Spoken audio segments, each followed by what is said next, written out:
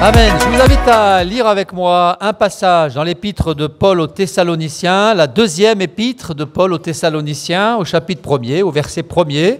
Donc, nous allons la lire ensemble. 2 Thessaloniciens, chapitre 1er, verset 1er.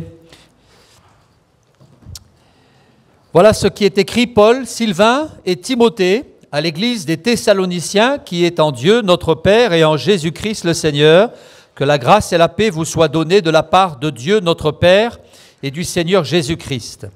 Nous devons, à votre sujet, frères, rendre continuellement grâce à Dieu, comme cela est juste, parce que votre foi fait de grands progrès et que l'amour de chacun de vous tous à l'égard des autres augmente de plus en plus. Aussi, nous glorifions-nous de vous dans les églises de Dieu à cause de votre persévérance et de votre foi, au milieu de toutes vos persécutions et des afflictions que vous avez supportées. C'est une preuve du juste jugement de Dieu pour que vous soyez jugés dignes du royaume de Dieu, pour lequel vous souffrez. Amen. Nous allons parler ce matin des progrès. Les progrès. Lorsque l'apôtre Paul parle aux Thessaloniciens, ce texte m'a toujours impressionné parce que je remarque que l'apôtre Paul ne tarit pas d'éloges sur cette église de Thessalonique. Nous savons que Paul avait côtoyé les Thessaloniciens un laps de temps assez court, puisqu'il y prêcha lors de 3 sabbats différents, et puis les événements, les persécutions, l'opposition l'ont amené ensuite à aller prêcher dans d'autres contrées, mais l'apôtre Paul s'était attaché à ces jeunes chrétiens fraîchement convertis, et nous constatons dans ce passage que l'apôtre Paul ne tarit pas d'éloges à l'égard de ces croyants qui, malgré les persécutions, s'étaient accrochés à l'Évangile, attachés à Jésus, et l'apôtre dira de ses frères qu'ils avaient fait de grands progrès. De grands progrès. Et il rendait grâce à Dieu pour cela. Nous devons, à votre sujet, frères, rendre continuellement grâce à Dieu comme cela est juste, parce que votre foi fait de grands progrès. Malgré les persécutions, malgré les difficultés, ou peut-être grâce aux difficultés, eh bien, ces frères et sœurs avaient progressé. Ils s'étaient attachés à Jésus et ils étaient donc allés de l'avant. Alors, on va parler des progrès. La Bible parle du progrès. Lorsque Paul s'adresse à Timothée, il l'encourage à progresser en ces termes: occupe-toi de ces choses, donne-toi tout entier à elles, afin que tes progrès soient évidents de tous. Et donc, Paul va stimuler ce jeune prédicateur qui déjà avait fait de beaux progrès. Il s'était converti, il s'était engagé avec le Seigneur, et puis il avait évolué, mais Paul va l'encourager à progresser davantage, encore et toujours, afin que tes progrès soient évidents de tous. Il fallait que ces progrès soient visibles, qu'ils soient flagrants, incontestables, et qu'il aille de l'avant. Et je crois que par la bouche de l'apôtre Paul, par la plume de l'apôtre Paul, le Seigneur nous encourage encore aujourd'hui à progresser et à aller de l'avant. Le progrès, qu'est-ce que c'est? Parfois, on dit d'une chose que c'est le progrès, alors que c'est pas toujours vrai. Il y a des progrès qui n'en sont pas. Il y a des choses qui vont dans un sens. Certains diront c'est le progrès, mais en réalité, on s'aperçoit que c'est plutôt une régression qu'une progression. Alors, le dictionnaire nous dit du progrès que c'est un changement d'état, qui consiste en un passage à un degré supérieur. C'est un développement. Ainsi, je pense que nous, chrétiens, nous devons nous développer. Nous devons sans cesse essayer de passer à un niveau supérieur. C'est-à-dire que nous devons grandir. Le progrès, c'est la croissance. Nous devons croître. Les chrétiens de Thessalonique avaient grandi dans le domaine de l'amour, dans le domaine de la foi, et Paul va en rendre témoignage. Et même, il se glorifiait de cette belle église. Ce n'était pas le cas pour toutes les autres églises d'ailleurs. Il y a des églises où l'apôtre Paul ne fait pas autant d'éloges, où l'apôtre Paul n'y va pas avec le dos de la cuillère, on va dire les choses comme ça, et adresse quelques reproches à certaines églises. Mais là, en l'occurrence, l'église de Thessalonique avait bien évolué, elle avait bien grandi, elle avait connu une croissance sereine, paisible et incontestable. Quand on fait des progrès dans le domaine spirituel, cela signifie qu'on grandit. Nous devons grandir. Il est dit que Jésus grandissait. L'enfant Jésus croissait, se fortifiait, il était rempli de sagesse. La Bible dit que la grâce de Dieu était sur lui. Alors il grandissait. Il avait une bonne croissance. Il est dit du jeune Samuel, avant qu'il devienne prophète, un prophète officiel, il est dit qu'il grandissait auprès de l'Éternel. On trouvera ça dans le livre de Samuel. Samuel grandissait auprès de l'Éternel, mais pas seulement en stature, pas seulement physiquement, mais aussi spirituellement. Et un jour, on va constater que, l'enfant Samuel avait dépassé ses pères et qu'il était bien plus grand qu'eux dans le domaine spirituel. Alors on doit grandir, on doit croître, nous devons évoluer en permanence. Parfois, la croissance fait défaut. Et lorsque la croissance fait défaut, alors c'est une anomalie. Un enfant qui ne grandit pas ou qui grandit mal, c'est qu'il y a un problème. Peut-être un problème de maladie, un problème d'hormones, un problème alimentaire, que sais-je. Mais l'enfant doit grandir. Et nous devons grandir, l'Église doit grandir. Lorsque Paul écrit aux Corinthiens, il va leur tenir ses propos et leur dire « Mais ce n'est pas comme à des hommes spirituels que j'ai pu vous parler ou vous écrire, mais c'est comme à des enfants en Christ. » Et l'église de Corinthe était restée à l'état d'enfant. D'ailleurs, on voit tous les problèmes, tous les points que l'apôtre Paul a dû régler les uns après les autres, et on s'aperçoit que l'église de Corinthe était une église difficile. Il fallait en permanence la pousser, l'encadrer, la recadrer, la stimuler pour régler les problèmes, et afin qu'elle grandisse. Ce n'était pas une église facile, contrairement à l'église des Thessaloniciens. Et Paul leur dira, je vous ai parlé comme à des enfants en Christ, comme des gens charnels, non pas comme à des adultes dans la foi. Et d'ailleurs, je m'aperçois lorsque je lis l'épître aux Corinthiens que Dieu est formidable, parce qu'il a su utiliser une situation négative pour en faire ressortir quelque chose de positif. Parce que quand on lit les épîtres aux Corinthiens, c'est une mine de renseignements pour nous chrétiens de la fin des temps.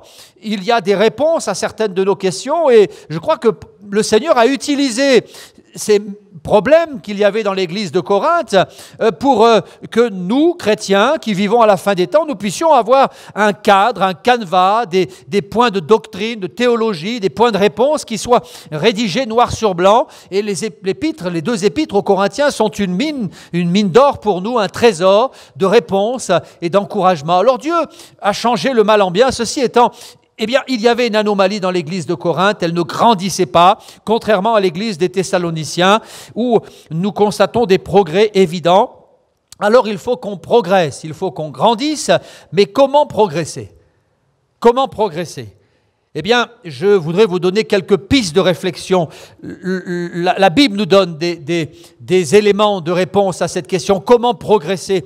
On va lire ensemble quelques versets dans la première épître de Paul aux Philippiens, l'épître de Paul aux Philippiens, chapitre 3, au verset 13, Philippiens 3, verset 13. Même le verset 12, l'apôtre dit « Ce n'est pas que j'ai déjà remporté le prix, que j'ai déjà atteint la perfection, mais je cours pour tâcher de le saisir, puisque moi aussi j'ai été saisi par Jésus-Christ. Frère, je ne pense pas l'avoir saisi, mais je fais une chose, oubliant ce qui est en arrière et me portant vers ce qui est en avant, je cours vers le but pour remporter le prix de la vocation céleste de Dieu en Jésus-Christ. » Paul dira « Je cours », mais il dira aussi, oubliant ce qui est en arrière. Il y a des choses qu'il va volontairement oublier. Dans le même chapitre, il va nous apporter quelques éléments concernant son passé, son éducation, et il dira ceci: moi, circoncis le 8e jour, de la race d'Israël, de la tribu de Benjamin, hébreu né d'hébreu, quant à la loi pharisien, quant aux zèles persécuteurs de l'Église, irréprochable à l'égard de la justice de la loi. Mais ces choses qui étaient pour moi des gains, je les regarde comme une perte aujourd'hui. Elles faisaient partie de son passé, et il les a oubliées. Il avait pris la décision un jour d'oublier ces choses glorieuses, mais ces choses honteuses aussi. Il parle de son zèle, il parle de ses origines, il parle de sa connaissance doctrinale, le fait qu'il était irréprochable, il aurait pu se faire une gloire de ces choses, mais les choses honteuses aussi, puisqu'il dira qu'il était un persécuteur de l'Église. Eh bien, toutes ces choses, il va les oublier. Je crois que pour progresser, il y a des choses qu'on doit oublier.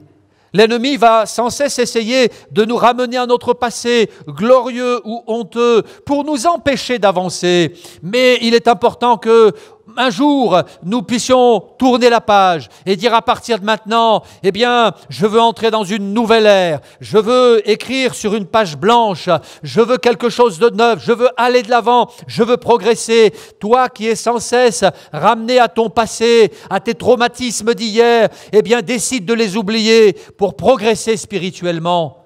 Toi qui es sans cesse ramené à tes erreurs et ton péché passé, eh bien, prends la décision de les oublier. Dieu, lui, les a oubliés, mais pas toi. Alors aujourd'hui, mets-les de côté, laisse-les derrière toi et entame une progression spirituelle pour la gloire de Dieu.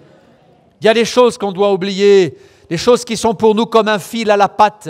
Des choses qui agissent comme un frein spirituel et qui nous empêchent d'avancer. Connaissez l'image de cet homme qui monte dans une barque et qui commence à ramer, mais ça n'avance pas. Évidemment, il n'a pas détaché la corde. Comment voulez-vous avancer ? Et il y a des gens qui rament, des chrétiens qui donnent toute leur énergie, toute leur force, mais ils ont oublié de détacher la corde du passé. Alors, aujourd'hui, il y a des choses que tu dois oublier, les choses qui te font honte, ou les choses qui étaient une gloire pour toi, les choses qui font partie de ton passé. Eh bien, jette-les aux oubliettes, accepte de renoncer à ces choses, parce que ça s'appelle le renoncement. Paul avait renoncé à ces choses qui faisaient partie du passé, et il les considérait comme de la boue.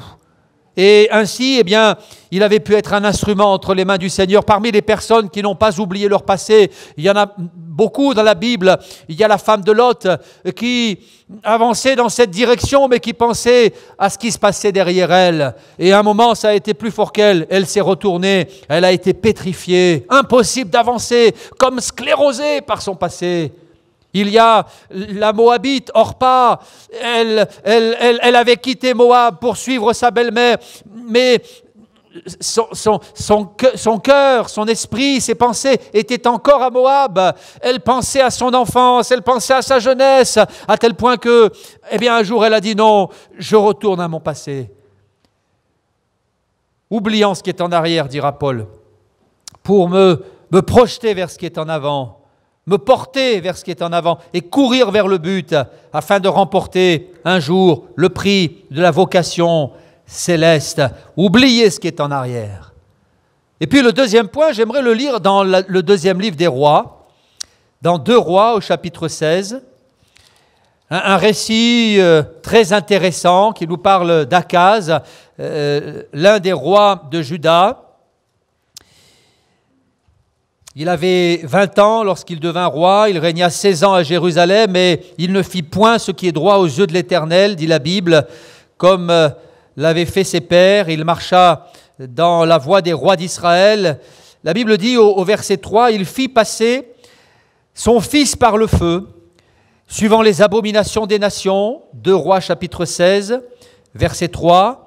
Et puis verset 4, il offrit des sacrifices et des parfums sur les hauts lieux, sur les collines et sous tous les arbres verts.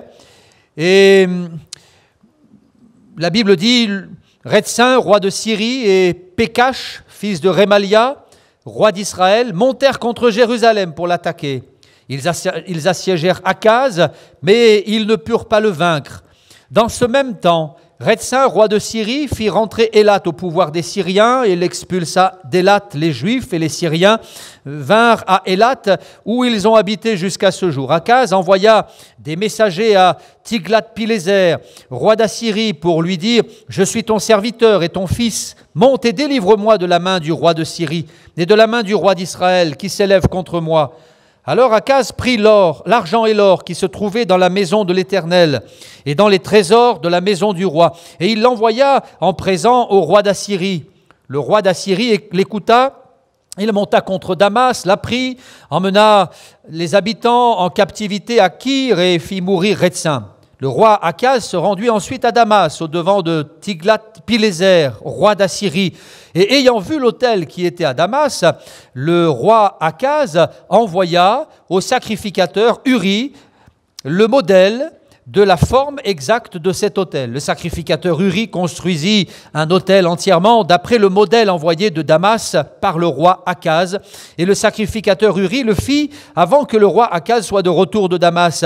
À son arrivée de Damas, le roi vit l'autel, s'en approcha, y monta, il fit brûler son holocauste et son offrande, versa ses libations, répandit sur l'autel le sang de ses sacrifices d'action de grâce. Il éloigna de la face de la maison l'autel d'airain qui était devant l'Éternel, afin qu'il ne soit pas entre le nouvel autel et la maison de l'Éternel. Et il le plaça à côté du nouvel autel, vers le nord. Amen. J'ai tenu à lire tous ces versets parce que ce texte est très intéressant. Il est question d'un roi qui s'appelait Akaz et qui va être confronté à des conflits militaires qui vont le dépasser. Alors il va chercher un appui auprès d'un autre roi, le roi Tiglath-Pileser, le roi d'Assyrie. Et il va donc passer un pacte avec cet homme et le roi d'Assyrie va accepter de venir à son aide. Il va donc faire la guerre à ses adversaires, remporter la victoire et là, eh bien, pour sceller leur alliance et fêter la victoire, il est dit que le roi Akaz va se rendre à Damas auprès de son nouvel allié Tiglath-Pileser, le roi d'Assyrie. Et quand il va arriver à Damas, il va être comme émerveillé par cette grande ville, émerveillé par le luxe, la prestance de cette ville. Et puis, il va découvrir aussi un hôtel. Et là, il va être époustouflé. Cet hôtel va lui taper à l'œil. Et il est écrit ceci: ayant vu l'autel qui était à Damas, le roi Akaz envoya au sacrificateur Uri le modèle et la forme exacte de cet autel. Et le sacrificateur Uri va construire un autel exactement identique à celui de Damas, parce qu'il avait le modèle sous les yeux. Et lorsque Akaz va revenir dans sa ville, eh bien, il va mettre de côté le vieil autel d'airain, l'autel de l'Éternel, fait selon le modèle que Dieu avait donné à Moïse. Il va mettre ce vieil autel de côté et il va le remplacer par l'autel de Damas. Et à partir de là, eh bien, il est question du déclin de ce roi. Il va offrir des sacrifices à d'autres dieux, faire passer son propre fils par le feu et se livrer à des actions absolument abominables parce qu'il avait pris le mauvais modèle. Le mauvais modèle. Et il va construire sa vie sur le modèle de ce qu'il avait vu à Damas. Et ainsi, il va tomber dans le péché, s'éloigner de Dieu. Il est dit qu'il envoya au sacrificateur Uri le modèle et la forme exacte de cet autel. Il va remplacer l'autel de l'Éternel. Ce que je note, c'est que l'autel de l'Éternel, il ne va pas le faire disparaître, il va seulement le mettre de côté. Il était toujours là, mais il était à côté de l'autel qu'il avait construit sur le modèle de celui de Damas. Vous savez, je crois une chose, c'est que pour grandir dans la foi, pour progresser, pour croître, il faut prendre de bons modèles. Prendre de bons modèles. Et en fonction des modèles que nous allons choisir, soit nous allons croître, soit nous allons régresser. Et cela parfois de manière insidieuse, sournoisement, on ne va pas s'en apercevoir tout de suite, mais les choses vont changer petit à petit. Et c'est ainsi qu'il y a des chrétiens qui parfois régressent. Ils régressent. Ils avaient fait de beaux progrès, puis du jour au lendemain, on les voit régresser. Ils perdent leur vigueur, ils ont des attitudes bizarres, des manières de penser étranges. Et quand on gratte un peu, on s'aperçoit qu'ils ont pour certains pris de mauvais modèles. De mauvais modèles. Voyez-vous, je crois que nous ne devons pas prendre le monde pour modèle. L'autel de Damas, c'est l'image de ce que nous voyons dans le monde. Nous voyons dans le monde des choses qui sont belles, attirantes, intéressantes, alléchantes. Et on pourrait dire, mais voilà comment nous devons construire l'Église, voilà comment nous devons construire notre vie chrétienne. Mais en réalité, ces choses appartiennent au monde. Et on ne peut pas calquer les choses du monde sur l'Église, les principes de ce monde sur l'Église. On voit parfois des choses étranges entrer dans l'Église, mais devons réaliser que ce n'est pas parce que le monde agit ainsi que nous devons agir de la sorte. Veillons à la manière dont nous construisons notre foi. Ils ont construit le nouvel autel selon le modèle de ce qu'ils avaient vu dans le monde. Aujourd'hui, c'est tellement facile de s'inspirer des choses du monde, avec les réseaux sociaux, avec les technologies. On ne veut pas systématiquement diaboliser les réseaux sociaux et toutes ces choses-là, mais je crois qu'il faut filtrer. Il y a de très bonnes choses et des choses qui sont moins bonnes, et puis des choses qui sont néfastes. Il faut savoir filtrer avec toute la sagesse de Dieu, avec toute l'intelligence que Dieu va nous donner. Il y a des choses à retenir et des choses à mettre de côté. Attention à nos modèles. Il est dit dans l'épître de Jacques que nous devons prendre pour modèle de foi et de patience les prophètes de l'Ancien Testament. Donc il y a des gens qui sont dignes d'être nos modèles. Il y a des principes, il y a des fonctionnements qui sont bons et que nous devons prendre pour modèle. Et puis il y en a d'autres que nous devons évincer. C'est ainsi que nous pourrons grandir et progresser. Akaz va prendre le mauvais modèle et ainsi, il va tomber dans le péché. Troisième point que je voudrais développer avec vous, c'est dans les Actes des Apôtres, au chapitre 17, au verset 10, un passage intéressant qui concerne des Juifs qui habitaient dans la ville de Bérée, Actes chapitre 17, verset 10. Après que Paul ait prêché à Thessalonique, le voici dans la ville de Bérée. Il est dit, aussitôt les frères firent partir de nuit Paul et Silas pour Bérée. Lorsqu'ils furent arrivés, ils entrèrent dans la synagogue des Juifs. Ces Juifs avaient des sentiments plus nobles que ceux de Thessalonique. Ils reçurent la parole avec beaucoup d'empressement et ils examinaient chaque jour les Écritures pour voir si ce qu'on leur disait était exact. Et plusieurs d'entre eux crurent, ainsi que beaucoup de femmes grecques de distinction et beaucoup d'hommes. Les Juifs de Bérée. Que retient-on de ces gens?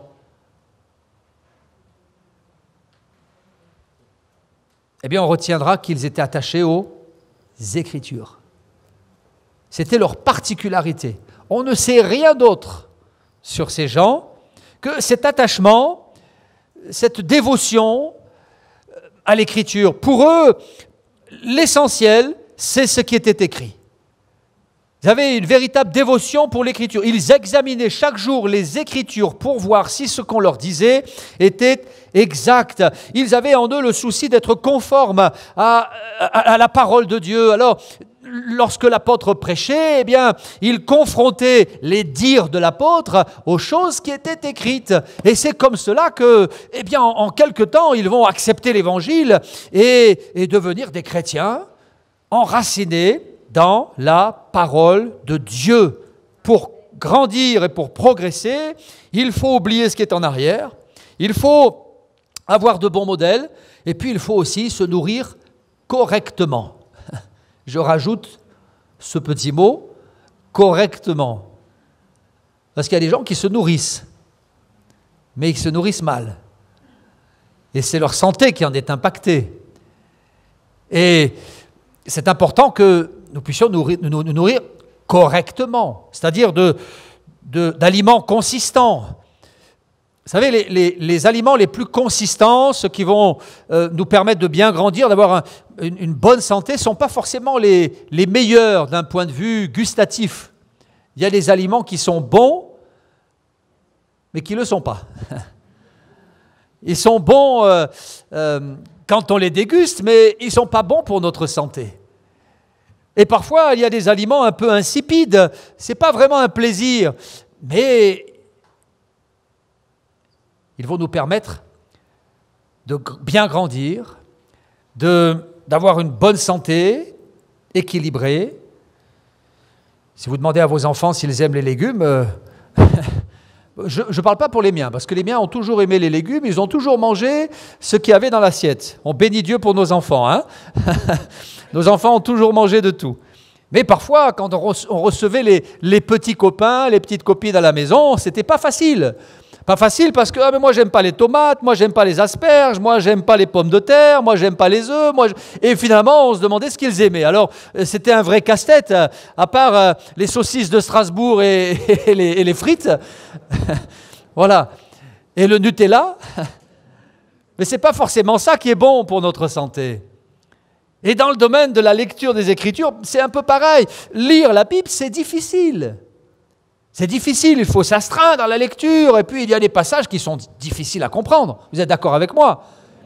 Moi, si ça peut vous rassurer, il y a des passages que j'ai toujours pas compris. Alors, ça fait combien d'années que je lis la Bible? Ça fait quelques années, plus de 35, 40 ans, 35 ans, 40 ans. Il y a des choses qui sont compliquées. Mais il faut s'astreindre à la lecture. Et même si on ne comprend pas, le fait de lire la Bible, ça va nous faire grandir. Et on va croître. On va progresser. Et il y a des aliments qui sont insipides, difficiles à avaler, mais ça va quand même nous faire grandir. Et parfois, il y a des textes qui sont difficiles à avaler, on ne les comprend pas, ou on a du mal à les accepter. Mais lisons la Bible d'une manière rigoureuse et suivie. Je le dis souvent, j'ai commencé à lire la Bible, j'avais 13 ans et quelques. Et quand j'ai eu ma première Bible en main, ma mère m'avait donné 10 francs, à l'époque c'était des francs, j'étais allé en colo, et là, j'avais pas de Bible, et à la fin de la première réunion, le moniteur a dit, si vous voulez une Bible, il y a une table au fond avec des Bibles à 10 francs, et j'ai pris tout ce que j'avais dans la poche, j'avais que 10 francs, j'ai acheté ma première Bible à 10 francs, et je suis rentré chez moi et j'ai décidé de la lire. Vous savez ce qu'on fait généralement quand on commence à lire la Bible et qu'on n'est pas enseigné, qu'on n'est pas cadré. J'allais pas à l'église à l'époque, j'étais jamais allé à l'église, mais j'ai voulu lire la Bible. Alors qu'est-ce que j'ai fait? J'ai commencé à la première page. Logique. Oui. Parce que moi je ne savais pas que la Bible c'était pas un livre. Parce que la Bible c'est pas un livre. La Bible c'est 66 livres. Alors moi j'ai commencé au début et j'ai lu la Genèse. Et là, je me suis régalé. La Genèse, c'est passionnant. La création, l'histoire d'Abraham, d'Isaac, de Jacob, c'est plein de rebondissements, de suspense. Et je me suis régalé, puis j'ai continué, j'ai lu l'Exode. Et là, je me suis régalé. L'histoire d'Israël qui quitte l'Égypte pour partir en voyage en direction de Canaan, c'est formidable. Moïse, les miracles, les cailles, la mer Rouge. Sauf que je suis arrivé aux alentours du chapitre 20, 21, 22, 25, et là... Le tabernacle. Ceux qui lisent la Bible m'ont compris, hein? Le tabernacle. J'ai commencé à déchanter, hein? Les tenons, les pots de dauphin, les colonnes par-ci, les coudées par-là. C'était pire que du grec pour moi. Et alors, surtout que je n'allais pas à l'église, aucun enseignement. Mais je devais être un peu têtu à l'époque, maintenant plus, mais avant oui. Et... j'ai dit, je vais continuer, et j'ai lu chapitre après chapitre, et je peux vous assurer que comme aujourd'hui, je transpirais, j'ai beaucoup sué, mais j'ai persévéré, et puis je me suis dit, ouf, l'Exode est terminé, on va lire le Lévitique. Vous avez lu le Lévitique? Qui a lu le Lévitique dans la Bible? On va vous applaudir. le Lévitique, avec tous les sacrifices, l'offrande de fleurs de farine, les holocaustes, les tourterelles, les vaches rousses, etc. J'ai beaucoup sué là encore, voyez, j'ai beaucoup transpiré, mais j'ai lu le Lévitique de A à Z. Et j'ai dit maintenant, je vais rentrer dans le Deutéronome. Et le Deutéronome, vous savez ce que c'est? C'est la répétition de ce qui a été dit avant. Deutéronome. Et j'ai lu le Deutéronome, Genèse, Exode, Lévitique, non, Deutéronome. Et j'ai continué. Et j'ai soufflé un peu avec les rois. Les rois, ça fait du bien, hein? Ça fait du bien. C'est des récits tellement intéressants. L'histoire de Samuel, et puis ensuite les psaumes, c'est la récréation, les psaumes. La récréation. Chaque fois que je lisais un livre de la Bible, avec mon crayon de couleur, je surlignais la table des matières, je disais, ça c'est fait, Exode c'est fait, Deutéronome c'est fait, les psaumes c'est fait, et après je suis rentré dans les prophètes, Ésaïe, Jérémie, Ézéchiel, et là ça recommence, Ézéchiel. Vous avez lu Ézéchiel? C'est difficile, Ézéchiel. C'est fastidieux. Alors je vous passe la suite, hein, je ne vais pas dire les 66 livres. Mais alors que j'étais un ado, et que la seule lecture que j'avais eue jusqu'à là, c'était les BD de Lucky Luke, j'en avais comme ça sur mon armoire, je me suis mis à lire la Bible. Et j'ai lu les 66 livres d'affilée, jusqu'à l'Apocalypse. Parlons-en, hein, de l'Apocalypse. Et parfois c'était insipide, souvent c'était insipide. Mais j'ai grandi. Et la nourriture spirituelle de la parole de Dieu m'a fait grandir. Souvent, je refermais ma Bible, je n'avais rien reçu, en apparence. Mais quand même, petit à petit, cette bonne nourriture m'a fait grandir. C'est écrit, toute écriture est inspirée de Dieu. Toute écriture est inspirée de Dieu et utile pour enseigner, corriger, convaincre, instruire.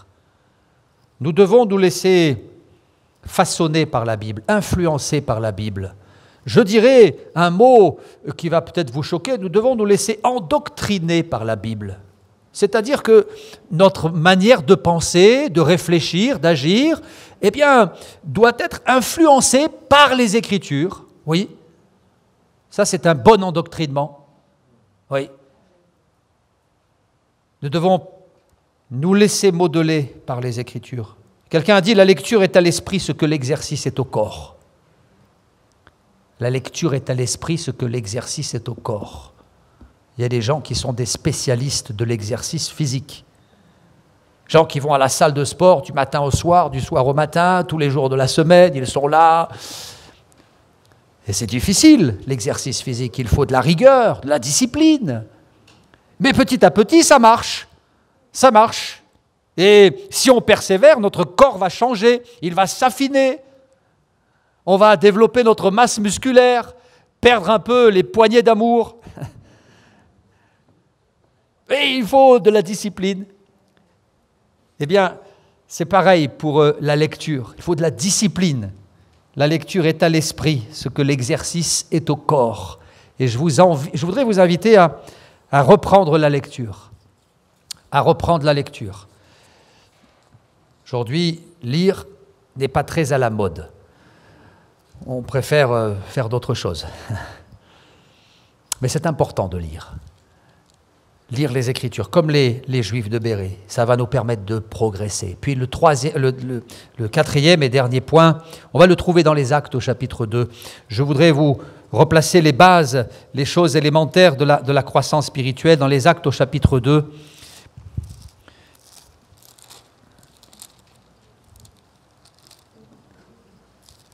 Et le verset 46. 44, on commence au 44, tous ceux qui croyaient étaient dans le même lieu, et ils avaient tout en commun, ils vendaient leurs propriétés, leurs biens, ils en partageaient le produit entre tous, selon le besoin de chacun. Ils étaient chaque jour tous ensemble, assidus au temple. Ils rompaient le pain dans les maisons et prenaient leur nourriture avec joie et simplicité de cœur. Amen. Ce qui me frappe dans ce passage, c'est le désir de ces premiers chrétiens de se retrouver ensemble. Le désir de se retrouver. Vous savez qu'à l'époque, il n'y avait pas d'église, ou entre guillemets, ou plutôt de lieu de culte, pardon. Il y avait une église, mais il n'y avait pas de lieu de culte. Il n'y avait pas de bâtiment, il n'y avait pas de chaises, il n'y avait pas les choses que nous connaissons aujourd'hui, il n'y avait pas les infrastructures que nous avons aujourd'hui, il n'y avait pas les lieux de culte, ou plutôt, il y avait des lieux de culte, mais c'était la synagogue. Alors ils se retrouvaient dans le temple, dans la synagogue, et puis ensuite, ils se sont retrouvés dans les maisons, chez les chrétiens. Et là, ils partageaient la foi. Ils partageaient la Sainte Seine, le pain et le vin. Et c'est ainsi qu'ils grandissaient spirituellement. Il est écrit, ils étaient chaque jour, tous ensemble, assidus au temple. Chaque jour. Pour eux, c'était quelque chose de nécessaire. Quelque chose de vital. Il fallait qu'ils se retrouvent. Et c'est là qu'ils ont grandi. Ils se retrouvaient dans le même lieu, dit la Bible. Et là, eh bien, ils prenaient la Sainte Seine et ils subvenaient aux besoins les uns des autres. Se retrouver, c'est important. Et ça fait du bien. Et ça fait du bien. D'ailleurs, ils ne se sont pas lassés de se retrouver. Dans les Actes au chapitre 5, au verset 42, il est dit ceci... Actes chapitre 5, verset 42, « Chaque jour, dans le temple et dans les maisons, ils ne cessaient d'enseigner, d'annoncer la bonne nouvelle de Jésus-Christ. » Chaque jour. Ils n'étaient pas obligés de le faire, mais c'était spontané. C'était une nécessité. Je crois que pour faire des progrès, il faut aussi avoir une vie d'église qui soit stable. Stable. Et c'est là que Dieu nous reprend, nous façonne au contact les uns des autres, c'est là que nous apprenons. Vivre sa foi seul n'est pas un principe biblique.